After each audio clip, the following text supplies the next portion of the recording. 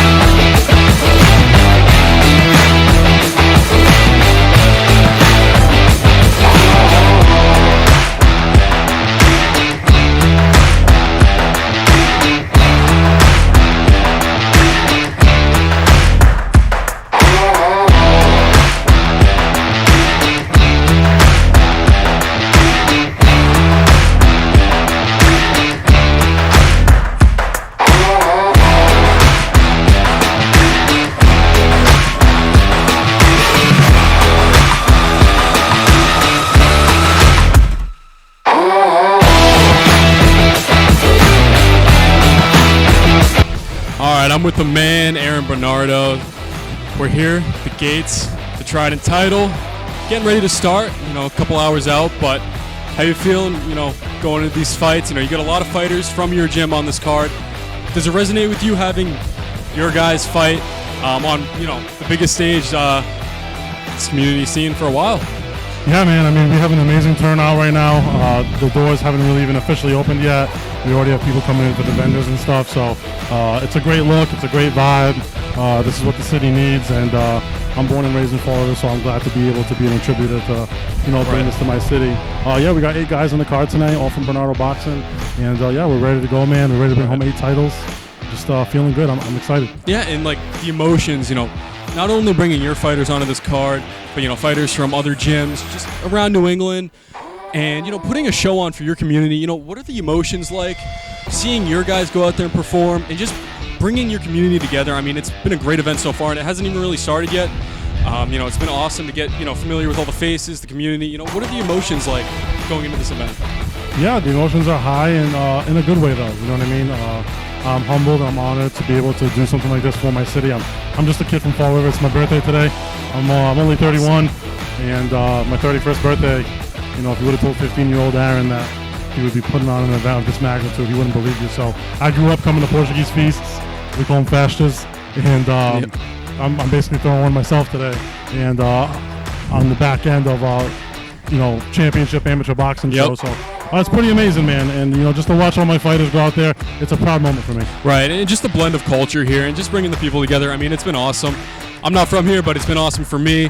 And happy birthday, and thank you so much, and congrats on such an amazing event so far. Thank you, man. I appreciate all you guys do for the sport. Thank you. Awesome. Thank you. All right, we're here with your boy Loco. We're getting ready for these fights. Still yet to start, but it's been awesome so far. So I just got one question for you here. What's that? What does it mean to you, and does it resonate with you bringing this community together like this? Because you're in Fall River. You are based out of Fall River. What does it mean to you to have this community brought together and kind of mixed together in this event? It's been an awesome event. What does it mean to you, and how does it resonate with you? So community is everything. Community is your boy Loco. Everything your boy Loco is about energy and bringing people together.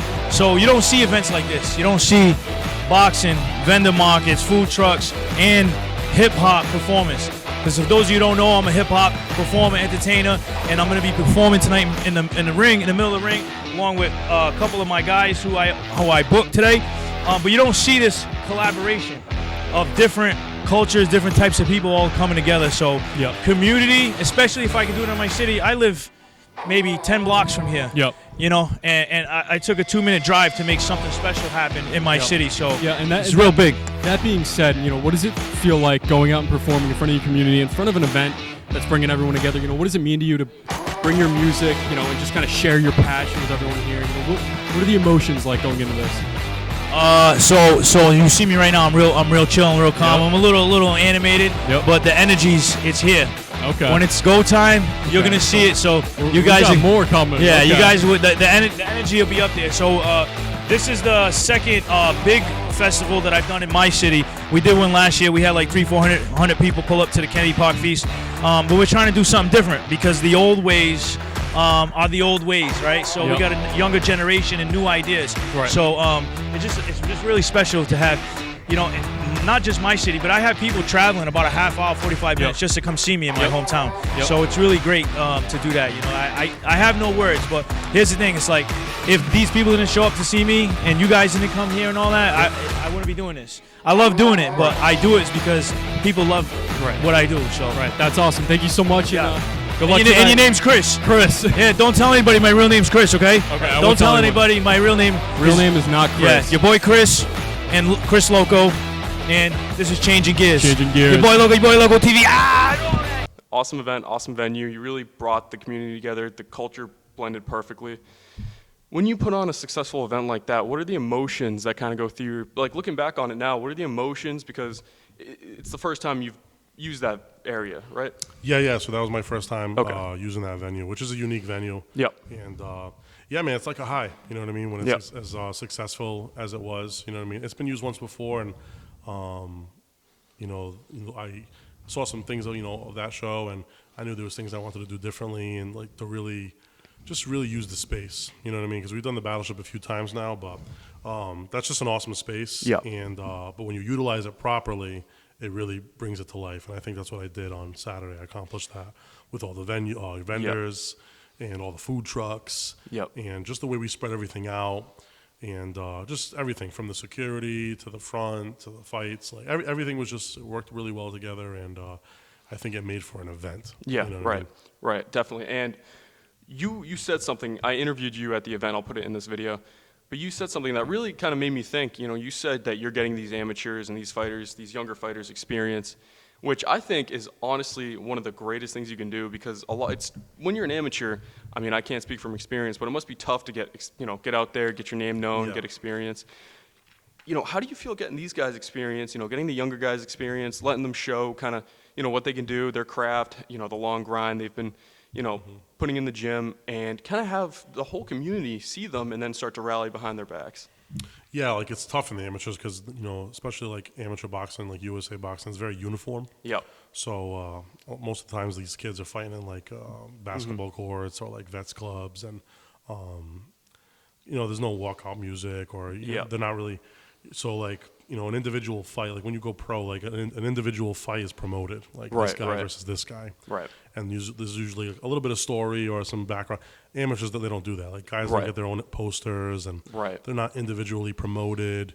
And when you go from amateur to pro, they almost don't even know how to deal with it. They don't know how to deal with the press. They don't know how to deal with the event. You know what I mean? Like you go from like kind of getting scolded, celebrating sometimes as an amateur to like as a pro, like when you knock somebody out, you're encouraged to like jump on the ropes and do a backflip. Exactly. You know what I mean? Yeah. So I like to, I want to get in. I've done some pro promotion, some co-promotion with Boston Boxing. Yep. But I do want to get into like pure professional promotion because I think I can do a really good job in service to it.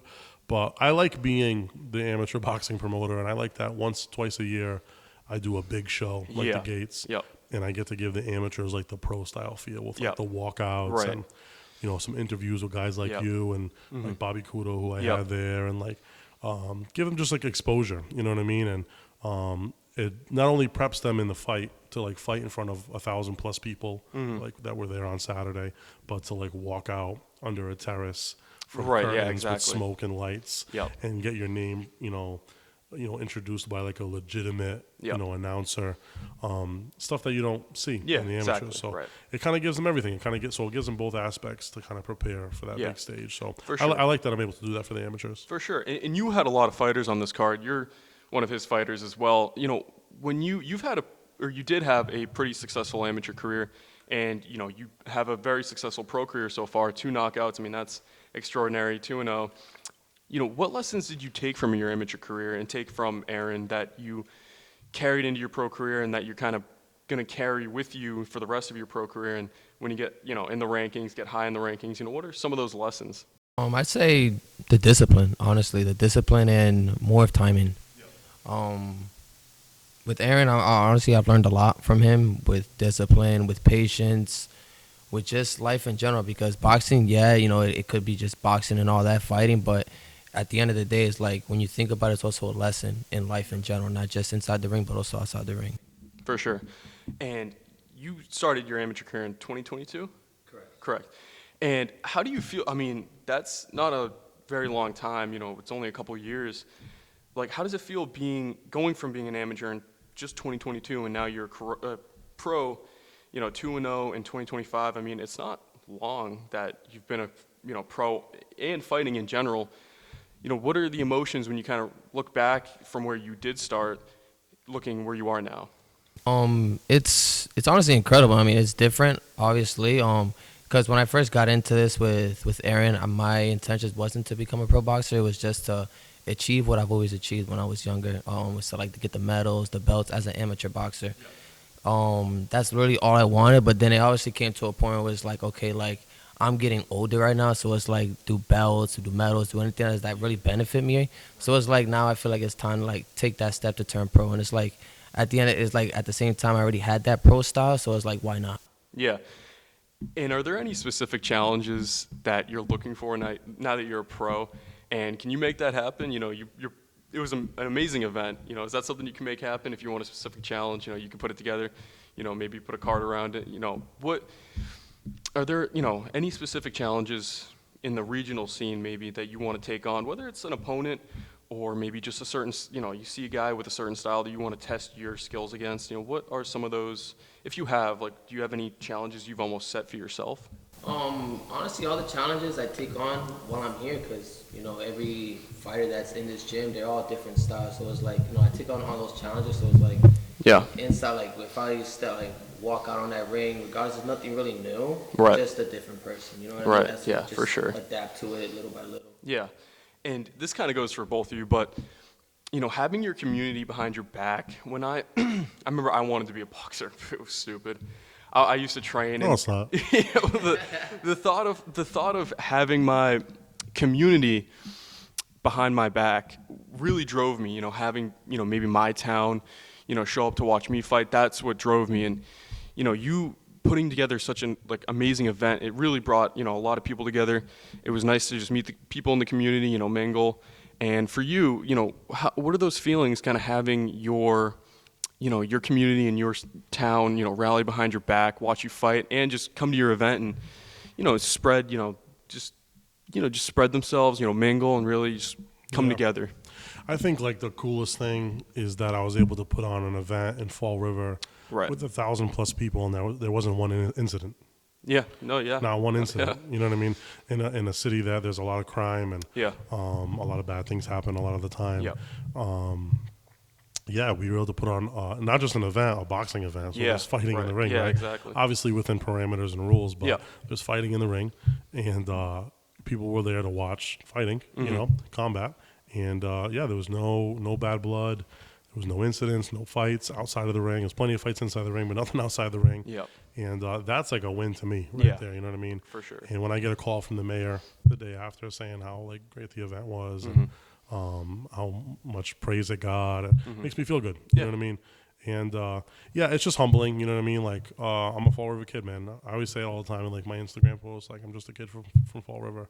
And it's humbling, you know what I mean? I would have never thought, all these years later that I would be able to do stuff like this in my city and kind of, you see people, I'm no better than anybody, but people work their 9 to 5, people just do their thing. They're within their own life. You know what I mean? They're within their own community. They're within their own bubble, really, right? Sometimes it's a little bit lonely. Some bubbles are lonelier than others, but they just kind of do their thing. It's all about them. It's about, hey, I got to go clock into work. My boss is being an asshole. I have this many kids. I'm married. I'm going to get a divorce. Whatever they're going through, they're going through. Yeah. Where with my life, I have those things too. But I get to work with all these people, and I get to touch all these different people. Hearing him say that I helped him, that right there. If he never fought again, I already won. For you sure. know what I mean? Obviously, I want him to fight, obviously, and go as far as he can go. But I already won. And the fact that I was able to put on an event with 1,000+ people, and I did it, and obviously I have an amazing team, my wife, but yeah, man, like it's crazy. Like it's crazy that like you said, like to bring culture, to bring community. You know, I remember being a little kid and like dreaming about being a boxer and like having the Portuguese flag on my trunks because I was Portuguese American. You know what I mean? And I'm real Portuguese, bro. Like I'm Azorian. Like I grew up. You know what I mean? Like I don't got nothing but vavos and vavus. You know what I mean? Like some of them, God rest their soul, but I'm 100% Portuguese. So yeah, like some of the pictures that like Kay's creations, like she was unbelievable. And like some of the pictures she captured with like I'm standing in the ring and the Portuguese American flags are behind me. Yeah. It's just like stoic. It's like like the kids say nowadays, like aura. Like it's just like right. it's just like No, it's nuts. Yeah, no, it's and nuts. to me, like it may not. It's not gonna sound cheesy, but it really just showed me. You know, it's like that's just part of being like an American. It's just bringing all these cultures together, and it didn't feel like kind of like a salad bowl. It felt just like a melting pot. Yeah. It wasn't even like, you know, like so like I was able to do that for the fighters and give them a stage, but I was also able to do that for the vendors. Yeah. So we had 30 vendors there that were able to sell their products and make some money and get known and get seen and be on a bigger stage, and it was cool. You know what I mean? And then like the food trucks there, like it was. I'll probably say it's probably my favorite event that I've ever done. Yeah, it was. Great. I never thought that I would top. I mean, I did the Battleship twice, and last year was amazing. The first year that I was involved in the Battleship was the biggest thing I had ever done up until that point. So that's always going to hold like a special place in my heart. Yeah.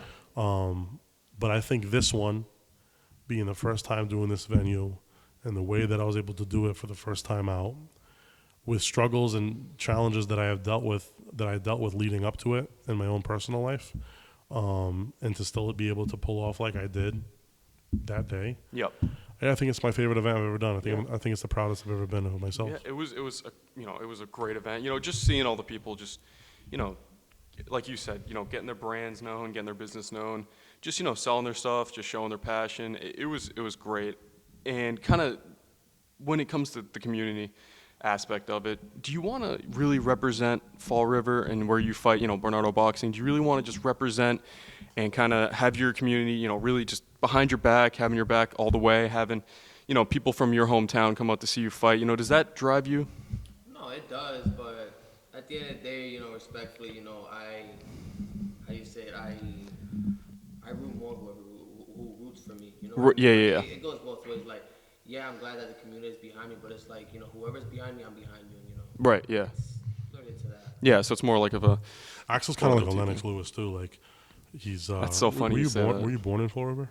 No, I was born in Tampa, Florida. So he was born in Tampa, Florida. Okay, yeah. And he lived in Rhode Island for a while. Right. Then he moved back here. You know what I mean? So Yeah. kind of like how Lennox Lewis was like Jamaican. Yeah. But then like grew up in the UK. Like, That's so funny you say that. yeah, like so like you right, you become like you know, you can't really go off of just like exactly where you've been from. It is cool though, like that he is a resident of Fall River now. Yeah. And he's been like a longer time resident. Yep. Because I don't have many of those fighters. Believe it or not, like I have a couple. Like Axel's one of the fewer. Besides my my teens program, my kids program, like it's all Fall River kids. Yep. But like a lot of my fight team, they're guys from around New England. Like, Right, I got guys from Plainville. Yep. I got guys from Attleboro, North Attleboro, Warwick, Rhode Island, Providence. You know what I mean? I get a lot of guys from those areas, which is cool, which is obviously says something about my program that guys are willing to travel to me and stuff, which is really cool. But yeah, Fall River's an interesting community. You know what I mean? It's tight knit in certain aspects, and then in certain aspects it can be a little, you know, cutthroat. Yeah. You know what I mean, with our politics and stuff like that. I'm not a political guy whatsoever. I don't like to talk about any of that stuff. But Yeah, me either. but Fall River's interesting. You know what I mean? Yep. It's very tight knit, but you know, it has both waves. You know, Yeah. depending on where you lay. You know what I mean? Yeah, Depending on what side, you know, where you lay, and you know, stuff like that. But I've been fortunate to be a positive, you know, pillar in the city for a little bit now, and over the past few years, it's become more prevalent being in this building. This is a historical landmark. Yeah. That, you know, we just purchased, and I own it now, which is like an amazing thing. But Yeah. that brings a lot to this, that we're able to do, like host so many events here and stuff like that. Whereas obviously before, when I was in Swansea, I was a little bit, you know, segregated from this area. So I'm happy to be back in my city and be able to do events in the city. Yeah. Because I think the city needs more positive things like that. Because I think that's why all the crime happens and all the drug abuse happens, and we have these epidemics because kids don't have anything to do. People don't have anything to do on a Saturday night. And like I said on one of your podcasts before, like if you're walking down the street and you see a pickup basketball game a pickup football game and somebody in the baseball park hitting a bat, hitting a ball, or you see two kids fighting, Yeah. who are you going to stop and watch? Probably the fighting. Yeah, right. You're probably gonna Probably gonna watch the two kids Yeah, scrapping, right. right? So fighting it needs no language, Yeah. It has no Yeah. boundaries, you know Definitely. what I mean? It goes across the whole entire world. It's a universal Exactly. language. Yeah. And Definitely. everybody, if you go to Creole and Mm-hmm. you go bring a football there, you're like, what do I do with this? Or Right, baseball, yeah, what do yeah, yeah. But if you go to Creole and you punch somebody in the face, Right. they're gonna punch you back. Right. You know what I mean? Yeah, So no, definitely. And- fighting transcends that. So to be Yeah. able to bring that to this city in a positive light, Right. Exactly. I think is a good thing. Yeah, because when it comes to fighting, especially, fighting is just something that's kind of embedded in humans' DNA. Like Yeah. we've been fighting, forever. Billions of years. Billions of years. As soon as you figure when human consciousness came into existence, there was a few things there was Yeah. human consciousness is based off of what you need to eat.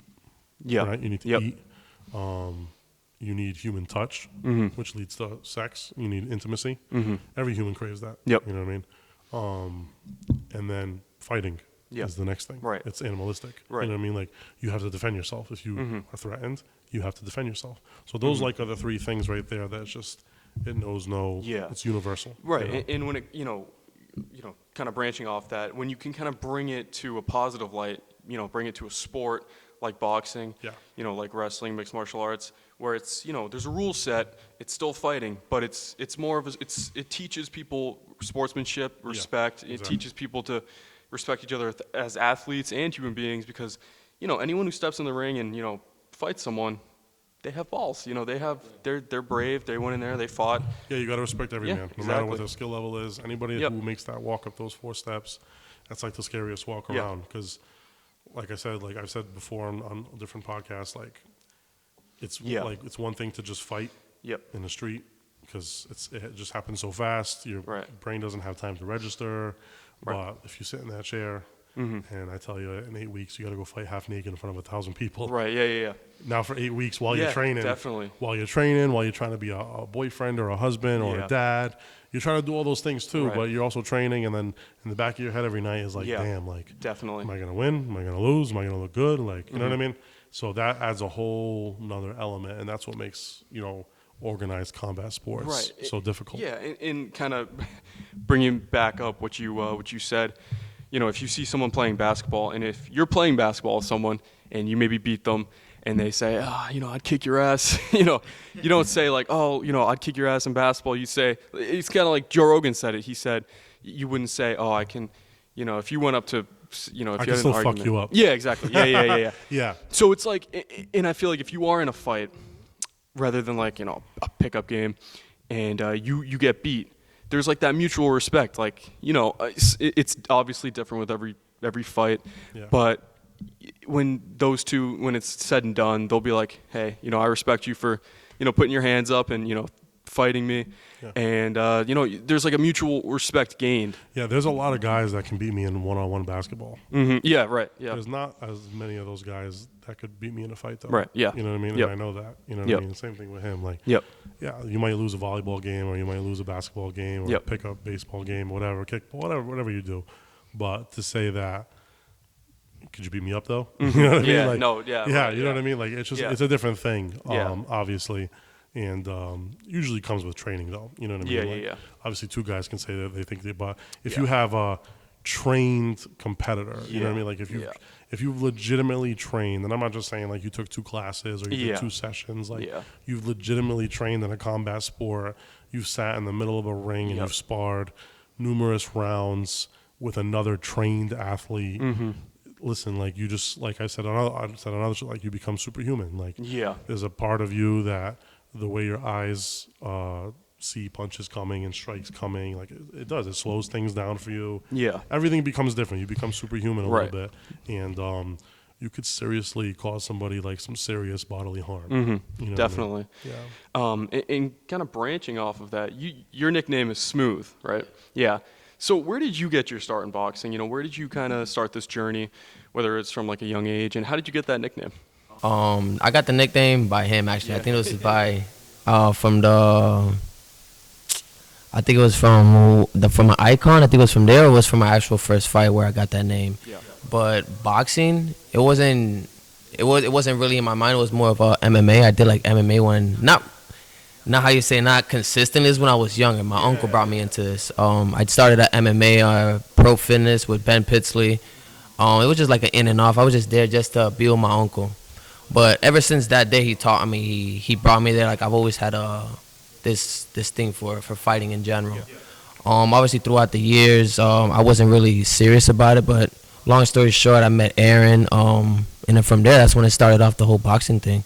Honestly, that's when everything came from, like, wanting to achieve what I wanted to achieve when I was younger. Because I really wanted that. I really wanted to take that seriously when I was younger and all that. But obviously with all the moving around, all the family issues, I couldn't really actually stand on that until I obviously met Aaron, and then everything started falling in place. I got into boxing, and here we are now. Yeah, and how has he developed you as a fighter? Not only as a fighter, but like as a person. How have you grown since you've walked in the doors here, and how have you just developed as a fighter and a person? A lot. I've developed a lot, not only just in boxing, just outside of life, like with him, with Sam, with my girl, with her family. Like just my surroundings is what literally got me to where I am right now, and got me on the right path, honestly. Because before I even met them, I can't say I was on a wrong path, but at the same time I wasn't making good choices. So it's like now I'm on the right path, I'm making good choices, and it's like, we'll see where this takes me. Yeah, Axel dates my sister-in-law. Oh, really? Yeah. Yeah, so it's like he's like it's a You little. want to kick his ass. So it's like a little bit more familial for me, Yeah, yeah, definitely. yeah. You know what I mean? Like, I love all my fighters, but Yeah. he's my family. He's like he's Yeah. my family. You know what I mean? So he's been around for a while too now. So yeah, so like there's definitely like a little extra love there, and just commitment to like making sure I do right by him and stuff for him, for my sister-in-law, for my family. So yeah, it adds a little bit to it. And he's been great. He's always been a good kid. And even when he wasn't making the best choices, like he's always had a good heart. So and I can see that in people. And that's why I said that before to you. Like that's what I really care about. Yeah. And yeah, man. And yeah, just luckily for me, he was talented as shit. So Yeah, right, yeah. Yeah, he was real talented. So yeah, when I met him through her, obviously. Yeah. So yeah, when I met him, and then yeah, tested him out, and he's talented, and he listens, and he's taking it far now. So. And who are some of your inspirations, like maybe in the pro world, maybe a modern day fighter, older fighter, maybe just people in your like circle, your circle, your people you train with, like him. Who are some of those inspirations that really drive you to, be better?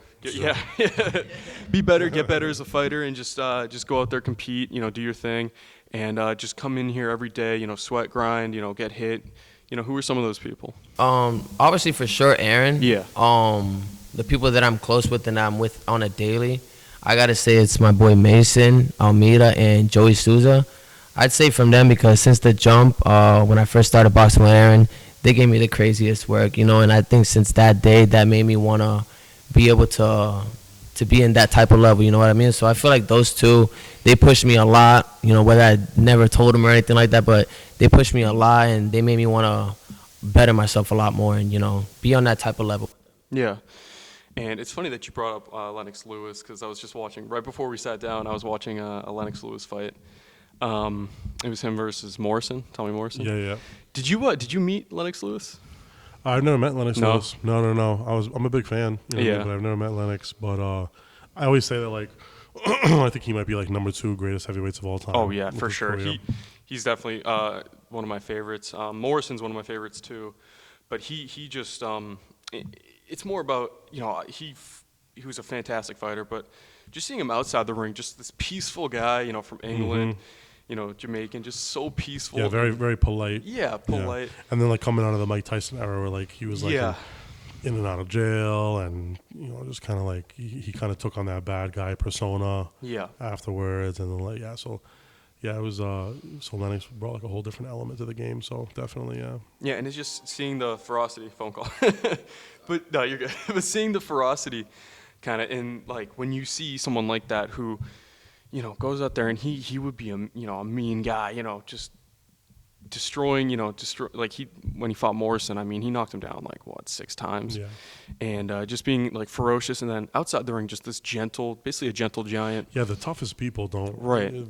Sometimes the biggest best athletes, best Yeah. fighters, they don't have to like Exactly. say Yeah. anything or like. And I don't want anybody to get the wrong thing, like me saying like I beat up a bunch of basketball players. Like I'm not going around looking for that. Yeah, exactly. You know what I mean? Yeah, like, right. I think if I have to defend myself, even not being in like fight shape per se, Yeah. I think I could defend myself against like most average Definitely. men. Yeah. Just because I put in the work since I was 11 years old. Yeah, you know what I exactly. mean? Like my body just moves a different way. Mhm. Same thing with Axel. Like Mhm. he's been training a long time now, very consistently. Like I mean, this guy spars 3 days a week in the gym and any weight class, just moving around, taking hits, like. And then he goes upstairs and he's doing haircuts. You know what I mean? Yeah, like, yeah, It's right. like you're able to do that. Like you're able Yep. to come in here, work hard, get hit. Then 2 seconds later, go do your job. Then go Yeah. work another job at night. You know what I mean? Like his body's so conditioned. Mm-hmm. Most people, they go to the gym and they go do a lift, and they're not even lifting anything crazy. They're sore for 5 days. Yeah. You Right. know what I mean? Yep. Yep. They can't come Definitely. because their body's not conditioned. Yeah. You know what I mean? So he's conditioned like a real athlete. So and we're always pushing those boundaries. You know what I Yeah. mean? So whenever I can make them tired, like yesterday, that shows a lot. Yeah. Right. So like you know what I mean? Like but the way that these guys train, like they literally put themselves through like turmoil. Like, Yeah. They put their bodies through physical suffering. Yeah. Because in the ring, that's what can happen. You know, Yeah. we've all had those fights where it didn't really go our way, or even fights we did win, and we're like, damn, like that was treacherous. You know what I mean? So Yeah. the average person is Yeah. not doing that to Yeah, themselves. like when you see people who are kind of looking for a fight, maybe at a bar or something. Yeah, they have something to prove. Yeah, you they have know? something to prove, and then you have someone who is a trained fighter. It's funny that they'll avoid that confrontation. They'll Yeah, be well, because a trained fighter knows that they don't Yeah. want to hurt somebody. they don't want to hurt. You know? They don't want to hurt someone, and then any potential risk, it's just not worth it. And a lot of times the guys barking is because they want to diffuse it with the bark. Yeah. You know, they're Yep. hoping that them being loud and bigger than life Yep. stops the conflict first. Yep. But the quiet, it's always the quiet guys. It's like, Yep. look at Anderson Silva. Like, Yep. if you saw Yep. Anderson Silva walking down the street with a polo and glasses on, you would think he's the nerdiest guy ever. You know what I mean? And he's literally like, arguably like the greatest martial artist who ever lived. You know what I Yeah, mean? like- Like, so that's just fighting, you know? Yeah, exactly. And when you speaking of those like other sports, like mixed martial arts, do you encourage any of your fighters, or if you did encourage any of your fighters to maybe train another sport, just to maybe help them in boxing, or just help their cardio, technique, or just overall strength as like a fighter? What are some of those sports that you would encourage, like wrestling, jiu-jitsu?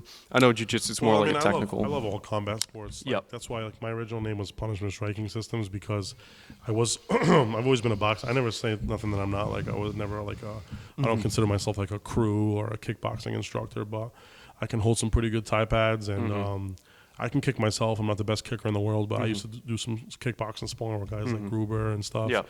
And all that stuff's great. I think knowing all the weapons, how to elbow, how to kick, how to knee. Yeah.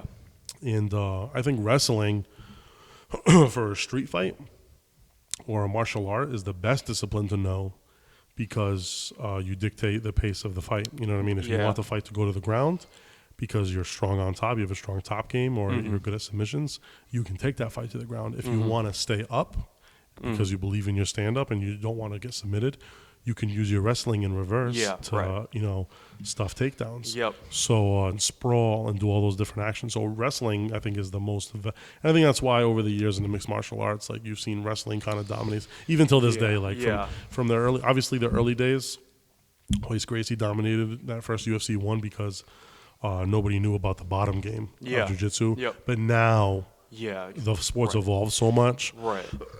Everybody knows a little bit of jiu-jitsu. Yeah, definitely. So being a good wrestler, I think, is the number one Yeah. thing. Yeah.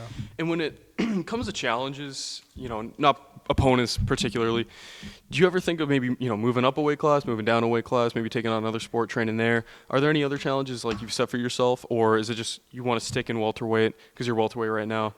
You just want to stick in welterweight, just really dominate that division regionally and then move up to the pro, or you're already a pro, but, maybe a different promotion, dominate there? Or are there any like other challenges you want to take on? Weight class wise, I don't really see myself moving up. I was up before I went down. I'd say like my heaviest I was at 165, but that was like when I was in amateurs. But I'd say like I'd go down like one more class and I'd just stay between that class or this class, but I don't really see myself going up. Yeah. What was the other question you asked me? Yeah, just any challenges you have, like, Besides like particular fights or We just need to find a fight right now. Like we're having Yeah. a hard time. Like, so he's had 2 fights and kind of like build up fights. You know what I mean? Like every pro really Yeah, does. definitely, yeah. Most pros, you know. And we're ready to step up the competition. Like we had a conversation and we're ready. And it's funny around here, especially everybody's always talking about how guys don't want to fight the tough fights. Guys don't want to fight the real fights. Guys want to just sell tickets so they can fight bums. Yeah. And we're ready to fight, man. So like Yeah. anybody 135, 140, because we are looking to move down. Yeah. I mean 147 if it makes sense and you know we feel comfortable. Like that's kind of his walk around now. Yeah. But we're trying to look more for the 140 range, which is junior welterweight. Yep. Or the lightweight range, 135. So I think 135, 140 is our home. But we're looking to fight the local fights. Yeah. We're looking to fight the tough local guys. You know, I have a good relationship with everybody across New England as far as like fighters and stuff. So I'm not going to call anybody out, but they know who they are. Yeah, I was just gonna ask you if you had any fights or any I've names given, in particular, but and I'm not going to make him do that either. Yeah. Unless we have somebody that we really want to fight. yeah, But yeah. There's nobody that's going to make or break us. Yeah. But I have all the names in my head. Yeah. So if you are a contender around 135 pounds or 140, you know, up until about 10 fights right now, we're willing to fight you. You know what I mean? And Boston Boxing's been good to us. So is Nolan Brothers. Mm-hmm. And those are the 2 promotions we fought for right now. But I am a full-time manager, and I'm a pretty good one, I think. Mm-hmm. And I know how to navigate my athletes. So Axel's a free agent. So we're willing to fight anywhere. We're willing to fight for Boston Boxing, Granite Chin, Nolan Brothers, CES. But, it looks like right now we'll probably be fighting for the Nolan Brothers boxing promotions up in September. Mm-hmm. We were supposed to fight August 29th, but we're just having a hard time getting guys to sign on the dotted line because, you know, Axel doesn't go, you know, we're not the biggest ticket sellers. And, but we sell a humble amount. And he's good. Yeah. He can fight. So a lot of these guys don't want to put their records on the line against another guy who they can possibly lose to. Right. You know what I mean? Right. Which puts us in a tough position. Yeah. But at the end of the day, eventually, I'm seeing some of these local fights get made. So somebody's got to fight us. Mm-hmm. And I'm thinking in September 27th, we'll get the fight that we need. So. Yeah. And do you like that because boxing compared to maybe mixed martial arts, it depends on the promotion, obviously. But do you like the freedom of having a lot more, you know, options in terms of weight class? Because like you mentioned, junior welterweight, then there's super welterweight, you know, a lot of different options within, you know, the basic standard weight classes themselves. Do you like that freedom to maybe move around if you can't maybe, if you're having, you know, a tough time making a certain weight, do you like having the option to maybe move down or move up and kind of stay in that weight class? Do you like that freedom? Yeah, I do. Yeah. I'd say it's honestly a lot better because right there, you touch yourself where you're more comfortable. Yeah, right. Definitely. And when again, it comes to boxing, there's a lot more freedom in terms of weight classes. Yeah, that's what MMA has slacked on over the years. Like, 'cause you go from 155 and the next weight class is 170. Exactly, yeah. Where in boxing, you have 35, 40, 47, 54, 60, 68. Yep. You know what I mean? Yeah, there's just... And then you go 7. So, like, there's a lot of, like, it's like 5 to 7 pound jumps. Right. So, somebody like him where, you know, I think he's done growing. He's, what are you, 27, 26? 26, so I'm pretty sure he's done growing. But his body's changed over the years, more discipline and better diet. He's cut down a lot. So, you know, before where he used to walk more in the 50s, 60s, fighting at 47, cool. But now he's walking in the 40s. Yeah. You know what I mean? Yeah, So fighting at 140 is easy. And I think 135, and you got to think as a professional athlete, he was, you know, for 3 years weighing in the same day. You know what I mean? Yeah. Amateur boxing, it's different. Amateur MMA, they still do the 24-hour rehydration period. Yeah. Amateur boxing is very interesting because you literally have to fight within your walk around because you weigh in 3 hours before you fight. Yeah, you know what I mean? Yeah, so you can't drain yourself. Right, and it encourages people to fight at their natural weight class. Yeah. Yeah, as opposed so you get that more. But in professional boxing or MMA, it's used as a weapon. Yeah. It's a tactic. So if I have somebody who, you know, walks around at 195 pounds, but they can make 168. Exactly. You know what I mean? They'll they can drop make, down, then they'll puff right back up. and they know that they have a good system, and they know have a good scale of diet, what they know how to do and rehydrate properly. They just have the plan. They'll make 68. But by the time they walk into the fight, maybe they're 185. Right. 187. And if you're fighting a guy who's naturally at that weight, that's now, a huge advantage. now you have a big advantage. Right. You're fat and happy, feeling pretty good with Right, some exactly. steak in your belly. You know what I mean? Definitely. Muscles are juiced up. So, yeah, you know what I mean? It's you know, we're playing with that. Axel's not the biggest fan of cutting weight, so he likes to fight a little bit more around where he's, you know, walking, which is fine. Yeah. Everybody's different. You know what I mean? If he fights at 35, he'll have to cut a little bit more, but we're prepared for that. You know what I mean? Like, he trains seriously, so. Yeah, and you mentioned the Boston Boxing Promotions card, August 29th. It's in Melrose. Yep. Yeah. Do you have any fighters on that card? Yeah, we have Alex Nenevi, the Italian nightmare. Yeah. So, Okay. yeah, he'll be making, he's 2-0 right now, also 2 knockouts. Him and Axel are like my 2, you know, prospects right now, you know, up-and-comers.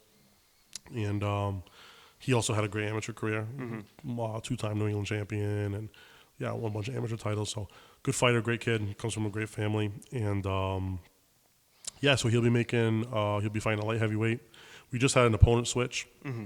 So he was going to be fighting at cruiserweight. Now he's back down fighting a light heavyweight. And, yeah, I'm looking for another vicious knockout. Yeah, and so you're just looking for mostly whatever fight, not necessarily, I wouldn't say desperate, but you're Whatever we can get. Yeah, so whatever you can, whatever you can get. So you're not scared of, you don't have like any, well, you do, but there's really no names. I know you don't want to call anyone out specifically, but so you're just looking to, build up that record resume. And is that kind of your goal right now? It's just to, keep racking them up, keep racking up wins, Yeah. Not necessarily mean, the bigger names. At the end of the day, it's like you can't really, yeah. you can't, how you say, you can't belittle the other guy either. You know what I mean? So definitely. it's like I obviously go in the ring, going to win and all that. But at the end of the day, it's like you go 50-50. So I go with a humble mindset at the end. Yeah. And you train with heavier guys. Do you train with Gruber? You still have Gruber here? Yeah. Gruber's been on a little hiatus. Yeah. You know what I mean, since his last one. But yeah, he's still part of the team, and he'll probably come back in the fall. He has a lot of he just moved and stuff, bought a house and works and stuff. So, but yeah, he's done rounds with Gruber. Even being a big heavyweight, he does rounds with Alex Nenevi, who's a light heavyweight, Mason Almeida, who's a middleweight, light heavyweight. So yeah, he works with all those guys, and we have Tony Andriozzi, who's a light heavyweight, who's fighting for the WBC belt on August 16th. Yep. It's like one of his main sparring partners. Keenan Raymond, who's an upset specialist. He spars with him all the time. Keenan's fought as high as middleweight. So, yeah, he's used to it. He could take it. He's done some rounds with me here and there. He could take it. He's tough. It's hard. And do you prefer to spar guys who were maybe a little longer, maybe heavier than you, just to get used to that, maybe advantage that? Like, because you mentioned a lot of guys, I don't know how it is regionally, but a lot of guys will be, bigger. They'll deflate, and then they'll, rehydrate, get fluids back, and then, puff back up to their, around their walk-around weight.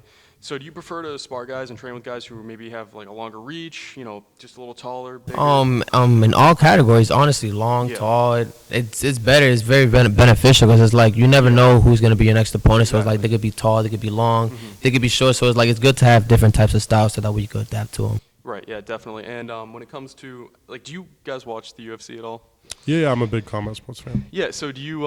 Yeah, obviously that was a dumb question. But so do you look at like welterweights in the UFC, and do you kind of like almost not model yourself, but do you look at those guys and you like see their striking and see their movement? Do you kind of take inspiration from that, or do you more watch pro boxing and take inspiration when from it comes that? to like striking and all that, I go for more boxing. But when it comes to like workouts, the weight cuts, just like the buildup of the physique, that's what I look for. That's what I look at the most because it's like MMA and boxing, they're totally different. But it's like when it comes to the workouts, I feel like the MMA got that. You like up-wise, you're strong. Like Dan and Neve, Alex, they're very strong with just the jab. So I feel like with those type of MMA workouts, I feel like it's very beneficial to the boxing. And this is kind of correct me if I'm wrong, but when it comes to boxing, I have like buddies back at home that are stupid. They're like, hey, I want to get a little amateur career, and they're like 20 years old trying to just start, and I'm like, dude, your best bet would be mixed martial arts or something like that, because when it comes to boxing, these guys have been, you guys train from 9 years old. You guys have perfected that craft. You just have a different movement in the ring. Well, it's tough. It depends what they want to do in boxing. They can still try it. And that's not to discourage training. Yeah, or, Sergio Martinez was the middleweight champion of the world. He's like one of my favorite fighters growing up, and he started boxing at 21. He was a soccer player. Bernard Hopkins started in his 20s. Yep. You know what I mean? So Deontay Wilder started in his 20s. Rocky Marciano. So there's a lot of guys that started late. So you can, depends what level you are, what you put into it. Right. I don't think it's bad to start late in boxing, because even these guys started late. Like Axel started late. Axel started 3 years ago. Really, like he dabbled in MMA a little bit, and now he's one of the best boxers in New England. Yeah. Tony Andriozzi never even fought amateurs. Just he was a Taekwondo kid, wrestler, and then he came in, he boxed at another gym for a little bit.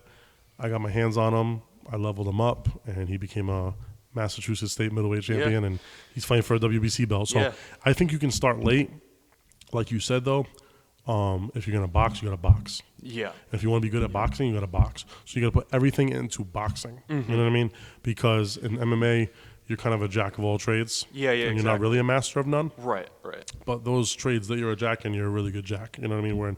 But in boxing, that's why you see such a discrepancy when you see these mixed martial artists come over to boxing, because that's what happens a lot of the time. So boxing pays better than mixed martial arts, especially on the regional circuit. So what happens is a lot of mixed martial artists come over to boxing, and then some of these mixed martial artists are even good mixed martial artists. Right. You know what I mean? Like they're good MMA fighters, and then they come over to pro boxing on the regional circuit, and they get starched by a kid coming up. Well, because that kid's all he does every day is box and spar boxing and just work on the movements and the little niches of boxing where 3 days a week you got to roll. You got to roll. Exactly. You got to work on your takedown defense. You know what I mean? You can't put everything into boxing. It's just different. And then the way the training is too, like boxing sparring is grueling. Like I make my guys spar 4-minute rounds, 6 to 8 rounds, sometimes 10 rounds a night, 2 to 3 nights a week. Yeah. And you're in there, and then all of your movements, everything has to come from just your 2 hands. Yeah. And you're defending yourself with your 2 hands and upper body movement. That's a lot. Yeah. Mixed martial artists, what do they do? A lot lighter sparring, because they have so many weapons. Exactly. They can't full throw elbow, throw full elbows or full knees or full head kicks. Right. So they do a lot of like what we do sometimes. We call it timing, when we just kind of do touch sparring. Yeah. A lot of mixed martial artists do that all the time. Exactly. Yeah. They do light sparring because they can't hurt each other. Yeah. You know what I mean? So like one of my fighters, Dan, this is not like his MMA school is one of the best schools in all of New England. But he says to me, "Is it top team?" It's no, he trains as a Kelly mixed martial arts. Yeah. Okay. Yeah, shout out Mike Kelly and those guys. But he tells me that the way they spar is night and day compared to what we spar here. Right. Because they have, shin guards on and elbow pad, and then, they have to chamber their kicks and, they're doing more touching, which that kind of sparring is fantastic. It really helps you develop your skills and get a little bit better. And like I call it when we time here, it's able to, slow down the pace, slow down the punches, take a little bit more risks, because you know that you're not going to get blasted. So like guys can work on things, you know what I mean? So that's a great way to spar. A little bit of that lighter kind of MMA style sparring, and they do a lot of Dutch drills, which I've even adapted into boxing training, where we do kind of hand pad combinations and go over those things. But but then he says he comes here and it's dogfights. But that's the only way to spar boxing, because like in MMA you can do that, because I mean look at somebody like Damian Maia. I always use this as an example. I think he had like 9 fights in a row where he got hit 3 times. I think it was Yeah. It was right before. It was before he fought Anderson. Yeah, it was right, when he. right before he it was. fought It was when he Anderson, was on it. So I was a huge fan. Yeah. Of mixed martial arts in the UFC. Yep. Back in like I would say from like 2007 to like I don't know, maybe all up into 2020. The new era right now, I'm actually losing touch with it. Like a lot of the champions and stuff. Yeah. I used to buy every pay-per-view. I'm losing touch with it a little bit. Yeah, same I'm becoming a little bit of a casual. But back in the day, I have 300 DVDs of old UFC. I know everything, almost as much as I know about boxing, as a fan. Yeah. But I think Damian Maia got hit, I think 3 times in a total of like 9 or 10 fights. Yeah. Why? Because he was so good at sweeping guys and submitting guys, because he's so high level grappling. Yep. He didn't even have to strike. Yeah. And in mixed martial arts, that can be possible. That's not possible in boxing. Exactly, because when you look at the competition, You're always getting hit. Exactly, because obviously it's a completely different game. But when you're boxing, there's no, the only break you get is in between rounds. Axel probably gets hit 200 times a night. Yeah, right. And he has some of the best defense. Right. It's just because you're gonna get hit. Exactly. Floyd Mayweather got hit. Yep. Pernell Whitaker got hit. In boxing, when you're in the mid range, you're at long. It's long range, mid range, close range. But like for 3 minutes at a time, for 10, 12, 6, 8 rounds, whatever you're fighting. Yep. you have to be there. Exactly. There's no running. Right, You have right. to be, even when you are running, Right. there's only so big of a ring. Right. You know what I mean? Yeah, Where so- in mixed martial arts, you Yeah. can avoid that. Exactly. You know, if you're a good wrestler, I don't feel like striking right now. Mm-hmm. I'm going to take this guy down, lay and pray. Yep. It I was just happens. gonna say that. It Yeah. happens. Like you can, like the arsenal of weapons you have. Like if a Yeah. guy's a better kickboxer than you, you could take him to the ground. Maybe get your bearings. Get your breath back. But in boxing, you see guys, sometimes take breaks. They'll take a knee, but you can only do that 3 times, Yeah. and then it's So done. my philosophy, you hear all over social media like, oh, should we hard spar? Should we light spar? Should we hard spar? Should we light spar? I've been coaching for 12 years now, going on 13. And when I started to get into like more like full-time coaching, I developed that whole thing called timing where like we do like light sparring and stuff. And I was kind of like starting to hear like John Jones and guys like Cowboy Cerrone were saying they Max Holloway, Yeah. like, we're not sparring anymore. And I'm like, well, maybe I should adopt that. Like, Mm-hmm. and I started doing that thing where like I would just have my guys light spar, Mm-hmm. do a lot of pad work and bag work, and then some of my guys were getting fucked up. Mm-hmm. We were losing, and we had a little win streak, but then we were losing. And I'm like, what is it? It was the grit. Yeah. It was that bite down, bang. Yeah, right, yeah. Because what happens is if you don't see that in training ever. Yeah. See, I grew up like in the PAL, JoJo's, so like very old school boxing. So it was just like that's how you did it. My dad, you sparred. There was no such thing as light sparring. Like if you're gonna spar, you're gonna spar. Mm-hmm. And then as things, I'm a hybrid coach. I'm an old school coach, new school coach, kind of hybrid into one. I was taught old school, but I have a lot of new school techniques. I try to Yeah. blend the two as best as I can. Yeah. But I have those things I was brought up with. But I realized when I started having my guys spar hard again, level up their sparring, other gyms come down, make the in-house sparring very competitive and Right, hard. right. When I started doing that, like Axel just said, when he Yeah.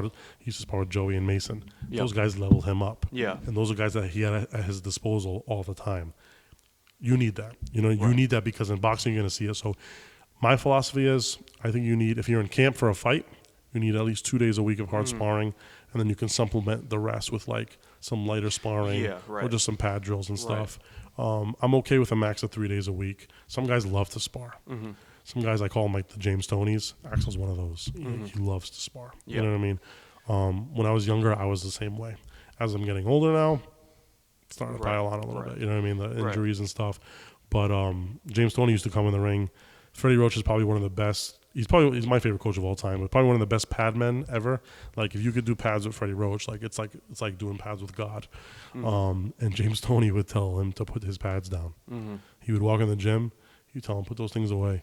He would suit up. He'd wait in the ring, and he would do like 15 rounds of sparring Right. with anybody that was there. Right. And that's how James Toney trained. Right. That's just what he loved to do. You know what I Right. mean?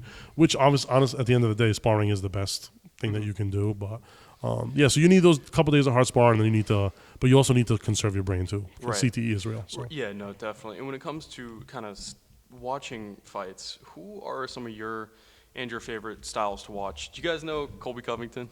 Yeah. Yeah. Before we get into it though, what do you guys think about like the whole shtick, like the? I think it's fun. Think it's okay. Yeah. Okay. That's Yeah. because a lot of people don't like it, but I mean, I personally I don't care for it. I just like watching him fight. You got to sell yourself. You know what I mean? Yeah. And, like, I think I do a good job of that. Like just being a coach. Like I don't even fight right now, and just being a coach, I can be polarizing sometimes because I talk some shit or I say some things, and some guys don't like. I offend them. Yeah. It's fun. Right, and it gets people involved. Axel's a really nice guy. Right. A lot of people like him, but like sometimes you gotta sell yourself. Right, Sometimes and sometimes you gotta talk a little bit. And that's where it gets fun because if you do have a guy who is a talker like Colby Covington against a guy, like yourself, like who's quiet, reserved, just nice guy, they're gonna be rooting for the nice guy. So it builds that like Yeah. that Yeah, structure. you always need the heel. Yeah, know what I you need mean? the heel, just like wrestling. You need the heel. So you're rooting for him, and then you want him to go out and get his ass beat. Yeah, on And his then- level, I mean, I think Colby said like he got such a raise in pay when he started Yeah. acting like an asshole. Right. On Axel's level right now, like I was telling like Dan and Alex's dad yesterday, or 2 days ago. I said, what these guys are doing right now, like what I'm doing with Alex Nenevy and Axel right now, like the fight isn't selling him. It's just them. Yeah. Like, you know what I mean? It's not like Exactly. nobody, like the guys, he's like, well, we want to fight some of these local guys, which locally will start selling a little bit more. But Yeah. like, for example, like Tony Andriozzi, like he's fighting for the WBC belt. The sell is Tony versus James. Yep. Tony likes to talk some shit on social media. James is quiet and reserved. Tony's a former Yep. champion, underdog guy. James is a knockout artist. Yep. You know what I mean? both guys, you know what I mean, like that. Yeah. That's the fight. That's Right, the right, sell. The sell is, so if you take Right. one of those guys out, it's not a sell anymore. Right, It's not right, a big deal anymore. right. You know what I mean? Just like when Gruber fought Liam, like even though Liam was on the come up, but Liam was talking a little bit, Yep. selling himself, Yep. saying he was going to knock Gruber out. Boston Boxing was feeding Yep. that. Yep. Gruber was playing the humble Yep. veteran. Yep. You know what I mean? Yeah, yeah, yeah, But then yeah. Gruber talked a little bit on your show, like, Yep. I'm going to stop this guy, man. Yep. You know what I mean? Yep. The fight was that. Right. But like for like Alex Nenevy, for example, like this next guy he's fighting, he's fighting a guy from Mexico. You know, who knows? Anything can happen, but we're going to go in there and knock him out. Yeah. If whoever's in front of Alex, it doesn't matter. The sell is Alex. Yeah. Just like Axel's 2 first fights, whoever was in front of him doesn't matter. That's not the sell. Yep. The sell is he's the up and comer. Right. Right. You know what I mean? Yeah. Just like the amateurs. And that's Yep. why amateurs aren't taught that. Because when you fight amateur, the sell is never the match. Yep. There's not even posters made. Right. Yeah. Yeah. You yeah. put up a about sheet and you see 2 names. People don't know who the fuck they are. Right, yep. So the sell is never the match. But in Colby Covington's his level in UFC, Yeah. at first he was being a humble, nice guy, and there was no sell. But now you make Colby Covington the bad guy, Right, the yep. heel, the guy Yep. that talks bad about everybody. Yep. Now this guy's mad at him. Yep. Now he wants to shut him up. Yep. Now what do you have? You gotta You fight. have the match. Yeah, you know what I yeah, mean? yep. Which like locally that happens sometimes with like I told you before. Like I always bring this up, but like I know you like, and we're cool. We're cool. But like when Kyle Cusick fought Tony Andriozzi, that Yep. was such a big local fight. Yep. Because of the story. Right. Right. You know yeah. what I mean? and- The former Yeah. training, the this, Yeah. the that, the former fighter, Yeah. the new fighter. You know what I mean? Coming Yeah. together, like Yeah. our relationship. Yeah. So that makes a fight. You take one of those guys out, it takes away that element. Right. You know what I mean? Yeah, and it's more like when you look at the UFC and boxing today, there's a big. It's gone more from. It's deviated from just watching, the style of the fight and being excited for it. Just the fight specifically, like, oh, we got a kickboxer going against a wrestler. Like, I'm excited to see how that plays out. And it's more about marketing yourself as a fighter. 'Cause Look at Canelo and Crawford. yeah, exactly. Right? Right. Canelo, like, it's funny, it's hilarious now. Like, Canelo only speaks Spanish. Now he speaks English. Yeah. But, like, he says, like, the funniest shit. Yeah. But now he's like, who's that guy? Who's Right, that yeah, guy? yeah, yeah. Like, you know what I mean? So, like, Canelo Yeah. had to adopt Yep. the heel a Yep. little bit. Yep. So now Canelo's, because Crawford, like, that's why Crawford's not as famous. His skills are unbelievable, but he don't sell himself. Mm-hmm. So now, what is Canelo doing? Canelo's like, I got to sell this fight, bro. Like, I want my pay-per-view buys. So Canelo's talking shit to Crawford. He's forcing Crawford to come back. And just like when Marvin Hagler and Tommy Hearns fought. Yep. Right? Those are 2 guys who were, you can watch the Legendary Nights on this on YouTube, but like, those were 2 guys who were as blue collar gets. One guy trained in Detroit, the other guy trained in Brockton, Mass. Like under Kronk Gym, Petronelli's, like underground gyms, like no bullshit kind of fighters. Right, yeah. But when they fought each other, Hagler just wore that hat that said war on it, and he stood quiet with the sunglasses on, Yep. right? Because he's not a talker. Hearns became the shit talker. Right. He became like the Sugar Ray Leonard. Like Yep. he'd be shadowboxing at press conference. I'm going to do this to you. Right. I'm going to line you up. Right. Bah, bah. Right. Because he knew whoever his marketing guy was or the promoter was like, hey, man, Yeah. we got to sell this fight, bro. Right. So then Hearns, Yep. even though he was a quiet guy, he became the talker. You know what I mean? And Yep. that's what happens. And sometimes those guys that talk a little bit more, the promoters will start saying, or the networks will say, Yep. well, I think the reason we got pay-per-view buys Yeah, is because of you. yeah, That's why exactly. there was a difference between Pretty Boy Floyd Yep. and Money Mayweather. Yep. Yeah, Pretty Boy Floyd was a pretty boy because he didn't get touched and he had good skills, but he never talked. Yep. Then when he fought De La Hoya, he said, you know what, I'm going to sell this shit out. Yep. And he adopted the Money Mayweather persona. Right, yep. Started talking shit, burning money, I make money, money. And then he took that for the rest of Yeah. his career, and that's how he became one of the biggest Right. fighters ever. Right. Yeah, and that's where like the nicknames come into play because Yeah. it's all part of your brand. Well, we already and- tried stuff like that, and so now him, like, Yeah. he's smooth, you know what I mean? So, Right, like, yeah. you can adopt that. You have an Yep. alias, you know what I Yep. mean? Like, little things like that. And, like, at his level right now, like, it's not really needed right now because we're in the building phases. Yeah, but, for sure. Things will happen. There'll be things that happen. There'll be fights that come across, and there's local dramas here and there. So it'll all come, you know what I mean? Yeah. All that stuff will come. Right, and when it comes to like the local drama, it's like I don't know. You're probably not too involved in that. Like the point you're at now, is that stuff kind of the sideshow to you? Like, is that the stuff that doesn't really matter as much as just building the record and just building yourself as a fighter personally? Drama?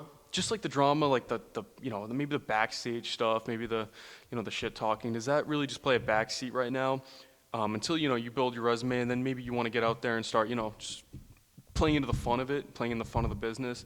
You know, where are you at right now? Is it just, you know, building the resume, building the fights, you know, just developing yourself as a fighter, and then maybe you can start playing into the business? Or is it more just you want to, like, where are you at right now? I mean, just me being me, honestly. I don't really think that any of that's on. I mean, it is necessary, but at least for me, it really isn't, because I'm not a talker at all. So it's like, you know, at the end of the day, we'll see once we're in the ring. You know, that right there dictates everything. Like, everything I will say or you say, that wouldn't really matter anything unless we get into that ring. You know what I mean?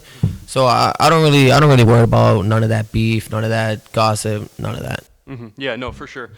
But like when it comes to, because you said, you know, or like I said and you said, and when it comes to like fighters like Colby Covington, it makes it fun. You know, it gets people involved.